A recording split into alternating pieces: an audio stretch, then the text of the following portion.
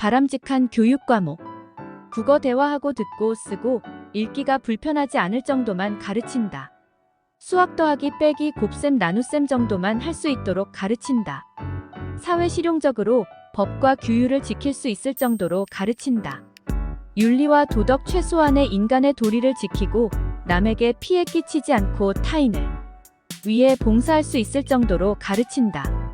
예술 대중음악 듣기를 주로 하되 좋아하는 악기를 배우는 시간이다. 미술 등 다른 예술은 하고 싶은 사람만 실용적으로 한다. 역사 한국사와 세계사의 진보와 발전 과정, 앞으로 나아가야 할 방향 등을 어렵지 않은 수준으로 가르친다. 남과 여남과 여의 차이점, 이성관계의 기술과 성교육을 실용적으로 가르친다. 과학 소질 있고 관심 있는 사람만 가르친다. 대학 교육 철저히 적성에 맞게 과를 선택해 공부를 하도록 시켜 사회 적재적소에서 자신만의 재능을 발휘해 유능한 직업인을 양성한다. 물론 등록금은 무료다. 인생과 주식. 가끔 인생은 주식과도 같다는 생각을 해본다. 어떤 때는 내가 재능을 인정받아 최상한가를 치며 돈도 많이 벌고 명예를 얻을 때가 있을 것이다. 이때 나는 마음껏 우정을 나누고 효도하고 베풀고 예쁜 여자들과 후회 없이 사랑을 할 것이다. 반대로 내가 바닥을 치며 휴지 조각이나 다름없는 최하한가에 떨어질 때가 있을 것이다. 그렇다면 나는 낙심하지 않고 내가 가진 재능을 갈고 닦아 부단히 노력하고 도전하여 성공해 내 주가를 올려놓을 것이다. 중요한 것은 내가 잘하고 소질 있는 분야에서 성공을 해야 한다는 것이다. 나의 적성에 맞지 않는 분야라면 내가 아무리 노력해도 성장이 없을 것이기 때문이다. 인생이 상한가를 치던 하한가를 치던 간에 교만하거나 절망하지 않고 나의 길을 잃지 않고 부단히 노력한다면 나는 진정 내가 바라는 멋진 삶을 살게 될 것이다. 의사. 현명하게 선택하자. 의사는 두 가지 종류로 나눠볼 수 있다. 공부를 잘해 부와 명예를 위해 의사가 된 사람, 그리고 의사라는 직종이 자신의 적성과 소질에 맞아된 사람. 의사라는 직업이 조선시대 이전에는 각광받지 못하는 직업이었지만 현대에 들어와서 의사는 인기 직종이 되었고 부와 명예를 가져다 주다 보니 너도 나도 자식을 의사시키려는 부모들이 많다. 하지만 의사는 사람의 생명을 다루는 직업이기 때문에 공부 잘한다고 의사가 되려는 생각은 위험한 것이다. 우리는 주변의 돌발이 의사를 접할 때가 많다. 그들은 명문 대학을 나오고 오랜 동안 수련을 받았다지만 의사의 자질로서는 아니올시다인 경우가 많다. 반면 명의의 경우 입소문이 퍼져 환자들이 북적댄다. 우리는 병이 있을 경우 그 분야에 대해 전문적이고 자질이 높은 의사를 택해야 한다. 자신의 전문 분야가 아닌데도 돈이 되니까 무조건 환자를 받아 시술하는 경우가 많기 때문이다. 내가 약 20여 년 전 요도하열로 수술을 받을 때 큰 대학병원의 과장에게서 수술을 받았는데 그는 요도하열의 전문가가 아니었다. 그런데도 그는 자신있게 수술해주겠노라고 말해놓고 수술 전날 회진을 할 때 나를 진료한 기억조차도 없을 정도로 무성의한 사람이었다. 그 병원의 요도하열 전문의는 따로 있었다. 그 의사에게 나를 이첩했어야 하는데 그 과장은 전문 지식도 없이 나에게 칼을 대었다. 나중에 그 과장은 요도하열 전문의에게 나를 이첩했지만 이미 부작용이 생긴 뒤였다.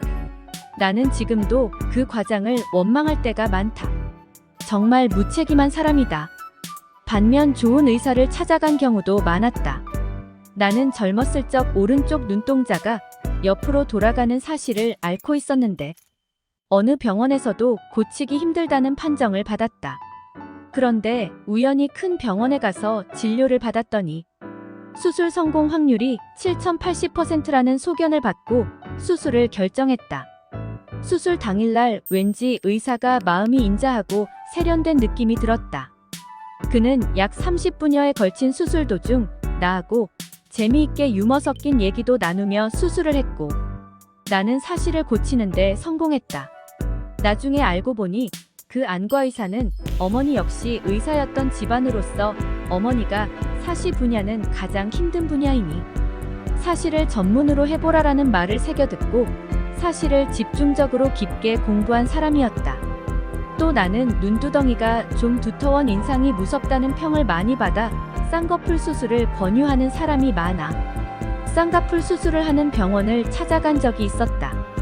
그런데 담당 의사는 나에게 쌍꺼풀 수술은 성공 확률도 낮고 하더라도 눈의 흉터가 영구적으로 남을 수 있다며 수술을 안 하는 것이 낫다고 말해주었다. 그 의사가 돈을 밝히는 비양심적인 의사였다면 쌍꺼풀 수술을 하라고 했겠지만 솔직하게 양심적으로 말해준 것에 대해 얼마나 고마운지 모른다. 20여 년 전 나는 술을 하도 많이 먹어 직장에 심한 치루가 생긴 적이 있었다. 역시 모 대학병원에 찾아가 한 달간 진료를 받은 적이 있는데 그곳에선 내 상태가 심하다며 치료를 한 달간 받다가 포기한 적이 있었다. 나는 병원에서 집으로 가려고 택시를 탔는데 우연히 택시기사가 대장학문 치료에 전문인 유명한 병원이 있다며 나에게 정보를 알려주는 것이었다.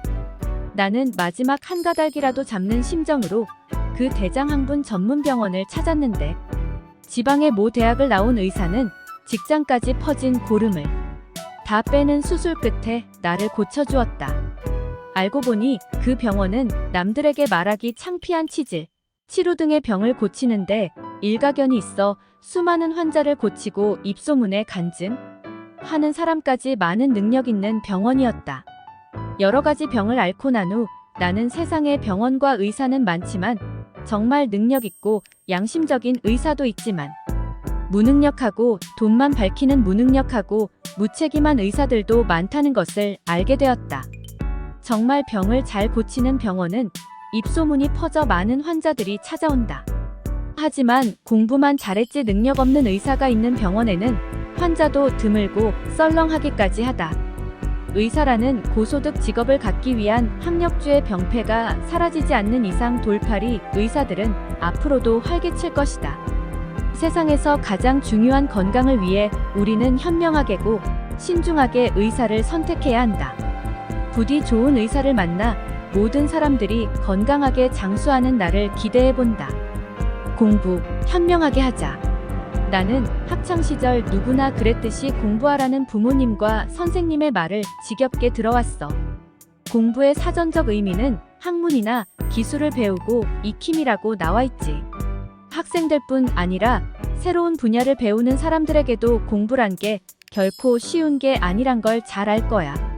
예컨대 공부를 산에 오르는 것에 비유할 때 등산로로 오르는 방법과 헬리콥터를 타고 오르는 방법, 아무도 밟지 않은 길을 따라 오르는 방법, 자전거를 타고 오르는 방법 등 여러 가지가 있어. 무엇이 딱히 옳은 방법이란 건 말할 수 없지. 제일 좋은 것은 현명하고 빠르게 과정을 즐기면서 공부의 산에 오르는 것이 가장 바람직할 거야. 무엇보다도 좋은 스승을 만나는 것이 가장 중요하다고 볼 수 있지. 나는 중학교 때 국어 시간을 가장 좋아했는데 그때 국어 선생님이 참으로 달변가이자 가장 존경받는 선생님이셨어. 어느 날씨 작문 숙제를 내셨는데 우수한 작품을 선정해 수업 시간에 읽어주셨는데 내 시가 우수한 작품으로 선정된 거야. 칭찬은 고래도 춤추게 한다는 말처럼 나는 국어 과목에 정말 자신감을 갖게 됐고 국어 선생님의 수업 시간을 기대하게 되었어. 그리고 국어 공부도 더 열심히 하게 되었지. 국어 선생님은 많은 학생들 앞에서 엄신서는 뛰어나다고 말씀해 주셨어. 다른 공부를 잘하지 못했던 나는 그때 국어 선생님을 잊을 수가 없어. 지금 우연히 만난다면 길가에서라도 절을 한번 해드리고 싶어. 그런데 나와 코드가 안 맞는 선생님들을 만날 때도 부지기수지. 예를 들어 자기 방식대로 안 따르면 가차없이 매를 드신 음악 선생님, 개념 파악을 위해 참고서를 보겠다는 나에게 스스로 깨우치라 했던 수학 선생님, 공포적인 분위기로 학생을 편애하고 트집을 잡아 가르쳤던 미술 선생님 등은 솔직히 말해 아무것도 배운 적이 없거나 오히려 내 재능을 막아버렸다는 생각밖에는 안 들어. 나는 학창시절 음악 성적이 별로 좋지 않았어. 하지만 음악을 무척 좋아했는데 특히 록그룹 산울림의 영향을 엄청나게 받았어. 내가 작곡가가 된 후에 안 일이지만 음악은 화성학 등 다른 이론보다 청음력, 즉 곡을 듣고 즐기는 능력이 제일 중요하다는 것이야. 나는 기타 레슨을 받아보기도 하고 가르쳐보기도 했는데 항상 느끼는 것이 기타는 기본적인 코드나 스케일은 익히되 기타 소리를 잘 내는 것이 중요하다는 것이야. 해외 토픽을 보면 손이 없어 발로 코드를 잡아 기타를 치는 사람이 있는 것처럼 어떻게든 코드를 잡고 피크로 치든 손톱으로 치든 소리를 잘 내면 기타를 잘 치는 것이라고 생각해. 공부를 산에 오르는 것에 비유했지만 한 분야에 소질이 없는 경우도 많어. 사람은 각자 타고난 재능이 다르기 때문에 그렇지. 그러면 그 산을 포기하고 다른 산에 오르는 거야. 나이 들어가면서 늘 진리라고 생각하는 것이 사람은 자신의 체질과 소질에 맞는 분야로 가는 것이 중요해. 즉 자신이 좋아하고 잘하는 것을 하면서 돈을 번다면 돈의 액수가 크던 작던 간에 어떤 부자보다도 행복한 삶을 사는 것이라고 나는 생각해. 인생에 있어서 안 되는 것은 안 되는 것이야. 안 되는 것. 붙잡고 백날 물고 늘어지는 것은 어리석은 시간 낭비야. 만약 대학 입시 등 억지로 싫어하는 과목을 싫은 선생님한테 공부해야 한다면 나한테 맞는 과외나 학원 선생님을 찾아보는 게 좋을 거야. 나와 코드가 맞는 선생님한테 배우면 훨씬 더 성적이 올라갈 수 있어. 현대 시대는 학벌보다 재능과 실력을 더 높이 쳐주는 시대야. 양떼는 초원에서 뛰놀고 물고기는 강이나 바다에서 놀아야 해. 우리 모두 자신의 분야에서 즐기면서 일하고 행복하게 사는 현명한 삶을 살아보자고. 삼류라도 괜찮아. 물고기는 물에서 살아야 하고 산짐승은 산에서, 들짐승은 들에서 살아야 한다. 어떤 일이 지겹고 지루하다면 그건 그것이 당신의 일이 아니기 때문이다. 사람에게도 누구나 자기만의 타고난 재능, 적성의 분야가 있어 그 분야에서 일해야 한다. 사랑과 재능은 속일 수 없다. 자연스럽게 세상에 드러나는 법이다. 인류가 아니라도 괜찮다. 삼류일지라도 생계유지 정도의 돈을 벌 수만 있다면 그 길을 택해야 한다. 삼류라도 괜찮아. 너는 너의 분야에서 일할 때 자신도 가장 즐겁고 남이 보기에도 아름다운 거야.